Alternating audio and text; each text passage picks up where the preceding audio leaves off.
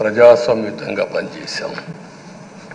23వ తారీఖు ఎన్నికల రిజల్ట్స్ వస్తే దాన్ని వక్రీకరించి 23వ తారీఖున దేవుడు రాసిన స్క్రిప్ట్ ఇది, మీకు 23 సీట్లు వచ్చాయని మాట్లాడారు.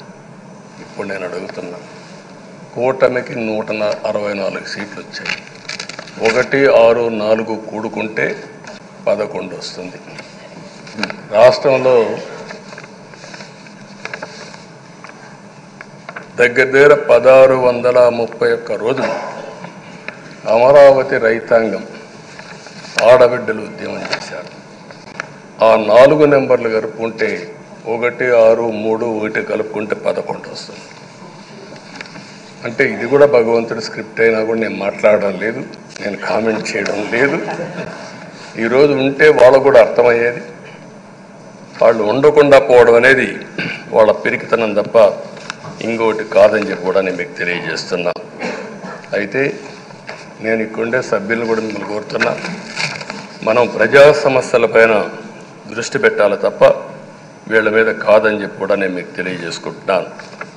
ఆ రోజు పవన్ కళ్యాణ్ గారిని అసెంబ్లీ గేటు కూడా తాకనీయం అని పెద్ద పెద్ద డైలాగులు చెప్పారు.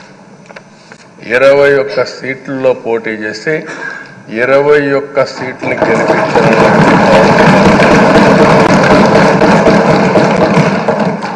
వైనాట్ 175 అని చెప్పి 11 కూడా తెచ్చుకోలేని నాయకత్వం. అంటే ఏ విధంగా మాట్లాడారు అనేదానికి ఇది ఒక ఉదాహరణ. ఆ రోజు పవన్ కళ్యాణ్ గారు చాలాసార్లు, నేను కూడా అన్నాను, బయట చాలామంది అభినందించారు. ఎక్కడ తగ్గాలో తగ్గడం, ఎక్కడ గెలవాలనో గెలవడం నేర్చిన వ్యక్తి పవన్ కళ్యాణ్ గారు. ఈరోజు మనందరం కూడా గుర్తుపెట్టుకోవాల్సింది, రాజకీయాల్లో సుదీర్ఘమైన రాజకీయాల్లో నేను ఉన్నాను. మొత్తం కలిసి 16వ సభ. మీ అందరికంటే సీనియర్ మోస్ట్ నేను.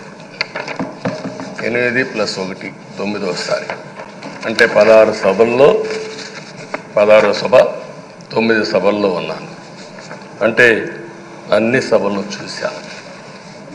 నా జీవితంలో ఎప్పుడూ చూడని సభ మొన్న జరిగిన సభ, 15వ శాసనసభ. కానీ ఇప్పుడు నేను కోరుకునేది మీ దగ్గర నుంచి, అది ఒక చెడు సభ కింద, ఒక కౌరవ సభ కింద మనం భావించాం. కానీ అత్యున్నతమైన సభగా 16వ శాసనసభని నిర్వహించే బాధ్యత మనందరిపైన ఉంది. గౌరవప్రదంగా నిర్వహించాలి.